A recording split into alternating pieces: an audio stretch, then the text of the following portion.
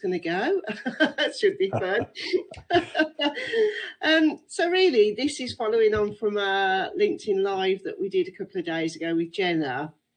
And obviously we were talking about that same old subject about attracting young people into manufacturing.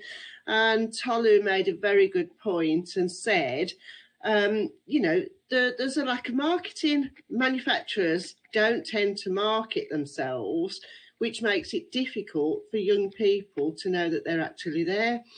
And I made a comment, Adam, that I have spoken to a couple of manufacturers recently, big manufacturers who actually haven't got a marketing department.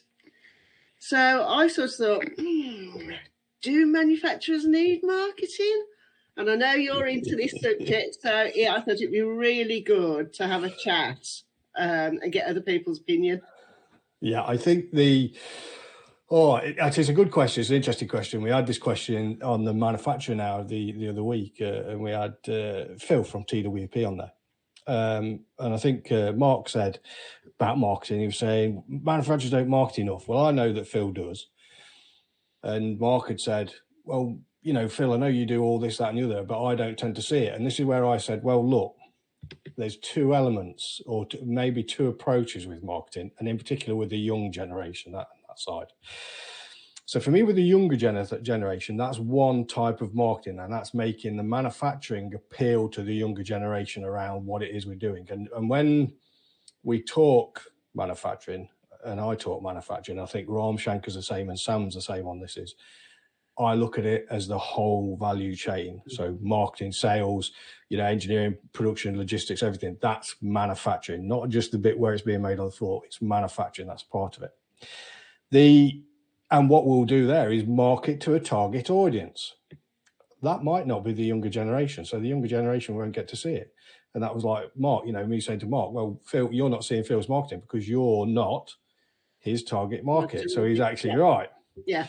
But if we are going to do marketing and we do want the younger generation, we've got to appeal to the younger generation. So there is some element of that marketing side we've got to do. As regards, do manufacturers need marketing? Yes, absolutely, they do, because businesses need to know that you're out there, you're online. It's the first port of call that most people will go to anyway, is straight onto the internet. So you need this presence, this digital presence, to get seen. And I think some of it, because I know what we were like, is when I was an exec, the sales and marketing, the sales and marketing, divisional sales marketing exec now works with me in our additive manufacturing business. Yeah. They're always seen as a nice to have, not necessarily a value-added part, and there is a value-added part from this because you want to keep an eye on the sales pipeline. Now, some of it with the manufacturing side has long contracts, so they think they can tend to ease off from the sales and marketing because they've got the order book covered and things like that. The only problem is with that is that we know that routines and consistency equals results. So those that are consistent and keep the marketing and what they're doing and promoting their stuff, and I don't mean sales, I mean inbound, we know they're going to be in the forethought of their potential customers far quicker because they're there. And I remember my mentor saying to me, it's not the job of your customer to remember you. It's your job to keep in front of the customer and keep you in their heads. Yeah. And I think that's some of it, I think, with the manufacturing side. I think there'll be a whole host of other stuff, but generally what we found, I asked my, only 2 months ago, I asked Richard what his opinion on why it was for manufacturing, why it was that the sales and marketing side wasn't, at the forefront with manufacturers. And he said that, he says, I think it is seen as not an essential. It's seen as a nice to have in some respects because of the long-term contracts that we tend to have. Yeah, and that doesn't help us anyway. But younger generation, my opinion is, younger generation, you've got to be marketing to the younger generation. If you're looking to bring in apprentices, you're looking to bring in graduates, market to them. Absolutely. Because the younger generation are on online, and that's where they'll see it. They're not into the TV. they're into streaming, they're into looking at Netflix, they're into looking at things like that, and YouTube TikTok as well, and well. YouTube. Yeah. You know, it's not you know, so we do need to be bear in mind what we're doing and how we promote ourselves to the younger generation. My opinion. Yeah, absolutely agree with you. And I think as well, the problem is, and I've had this conversation with somebody who I've done some work with recently, in that a lot of people, they think marketing is just social media. They think, oh, we'll put some social media posts on. That's our marketing done. It's not though, is it, Adam? There's a lot more to it than that. There's a science to it as well, is around understanding this customer value journey, buyer's journey, and some will be different for others. So like an e-commerce one will be very, very short and quick. You go into a shop, you look at it, know it, and you'll buy. So it's quite short, sharp, shock sort of thing. Other sides, and this is again with some of it, even just some of the basic stuff, when we look at manufacturing, they tend to be quite long lead times to onboard. So, and social media will do the first part of getting you noticed, but then it turns into this face-to-face relationship. And this face-to-face relationship can be, depending on what they're buying, if it's capital equipment or anything, that could be 12, 18 months in the process. Yeah. And we need to understand that. And we need to know how to communicate with those around that as well. So yeah, there is a science to it. You know, I was having a conversation, I think it was with Luke Appleby. You know, I'll break it down into 4 areas. You know, we've got to prospect. We've always got to be prospecting. Always keep an eye on it, and you want to have like out of a percentage of time. So let's say a minimum of 10 hours. You want to break that down into 4 times. 1 prospecting for 2.5 hours. So you're looking at new business, new prospects. Second one is to actually talk with your existing prospects and see whether you can upsell and what's going on there. Third then is dealing out with all the problems in the admin and stuff like that. And then the fourth one is then keeping abreast of your CRM, keeping things up to date. Yeah, even that's a very, very minimum, very, very basic side. And again, I think, you know, as you were saying before, with manufacturers, once they've got these contracts in place, prospecting seems to go out of the window, doesn't it? Yeah, stops, until something happens, like the pandemic, like the shortage of chips, which slowed all the big automotive companies down, and then had the knock-on effect. And all of a sudden, you've got all these small little manufacturers who are kicking their heels and thinking, what are we going to do now? You know, we should have been doing this 12 months ago. And it purely comes down to that routines and consistency. And coming back to it from that social media presence, you need that social media presence, you need that website and the Google business and everything like that. But then there is the phone. So your social media is in one hand and the phone is in the other. So we've got to keep communicating. It's not just social media. You've got to do other stuff. Absolutely, yeah. And again, you know, sort of going back to reaching out to young people, appealing to young people, I think that for manufacturers, you know, this is quite critical now, and we all know this is quite critical. And I think if they do no other marketing but trying to attract young people, that, you know, it has to be done. They need to look at what they're doing within their business. You know, we've talked before with Daryl Sigler about doing video filming, you know, obviously you've got to be careful about what you're actually putting on and what's being filmed by your employees, because what you don't want to do is break one of your NDAs unintentionally, you know. But this is all stuff that manufacturers can be doing without actually spending too much money. Yeah, all it is time in essence. That's all you're doing, and if you can get it across with people and have it, make sure that you're having it covered or it's authorized to post, then your videos, everything like that. Like Darren says, your mobile phone is. I'm ever without my mobile phone, and all the videos that I do are edited on my mobile phone because they're set up to do content and do it quick. So all that you can cut, splice in, and they've got different effects, and it's all dead easy on the phone. Yeah. So for me, it is.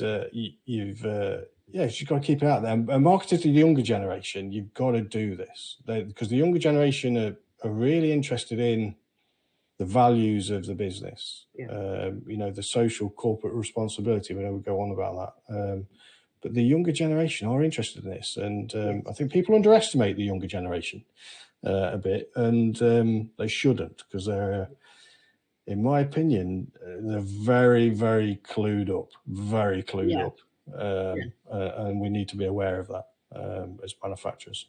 Yeah, I thoroughly agree.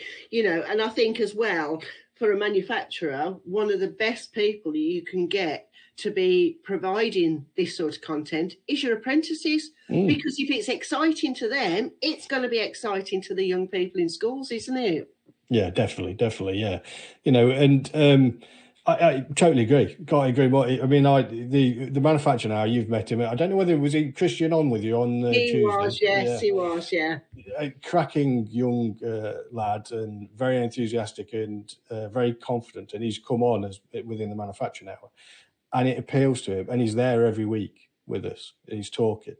So if we can appeal to them, they'll stay with us. You know, and that's what we've got to get to. We've got to get to that with the younger generation, definitely. Yeah, that's right, without a doubt. And I know we've had some talk in the past about TikTok, haven't we? And I know I've heard manufacturers talking about TikTok. And I think I seem to recall your view of manufacturing on TikTok wasn't so keen.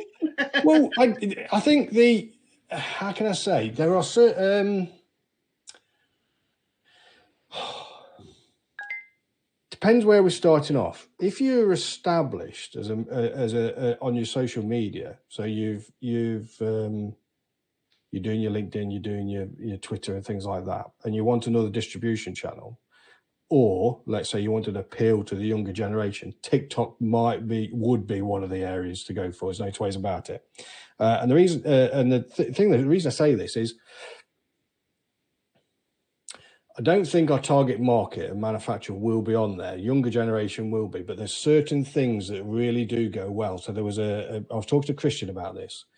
There was a TikTok video of two pieces of metal being slid together, like dovetailed together. Yeah. And it went viral, this did. And there was just this satisfaction. This is what me and Christian were talking about in the manufacturing hour. There was something about it, this really precision part being slid together, and then you couldn't see the join and things like that. And it went viral. Well, those sort of things you do want, because it's gone viral, virality, you're getting out there, and the younger generation, and also potentially some targeted prospects are seeing you. My advice would be is you've got to go to where your target market is first. That might not be TikTok. It might be TikTok, depending on what you're doing. I've seen, you know, there's a company have been doing these, the fidget spinners, but these are fidget sliders. They've been on LinkedIn a lot. And they anodize them. Again, they're four pieces of metal that are slid together as a fidget. And then they go into this metal casing as well. This metal casing's got four magnets that you can flick around. So it's a fidget thing as well. Yeah. And those sort of things, I think, should be on TikTok as well, not just LinkedIn and YouTube. They should be on TikTok because it gets seen. And these have all been, you know, precision made again. But it's where your target market is for a startup. If you're starting out and you're wanting to market and you want to get business, go where your people are hanging out and understand all around their psychographics and their pains and frustrations, so you can message to them. The 3 M's, I always look at it very, very basically: market, message, and media. So you understand your market. If you understand your market, you know the message because you understand their pains and frustrations, and then it's which platform they're hanging around on, and go and be in there. If it's not TikTok, you can do TikTok later on. Concentrate on what you need to do first to get stuff coming in. But if it's marketing to manufacture, marketing to young generation, TikTok. You know, it's no problem in doing one a week or something like that. Might not be, you know, it's not too bad a time doing that one a week, because that's all it might take. Yeah, that's right. And that's the thing, you know, as you say, you don't have to overload on this stuff, do you? You know, no. But as you said before, it's just being consistent with that message that you're putting out there.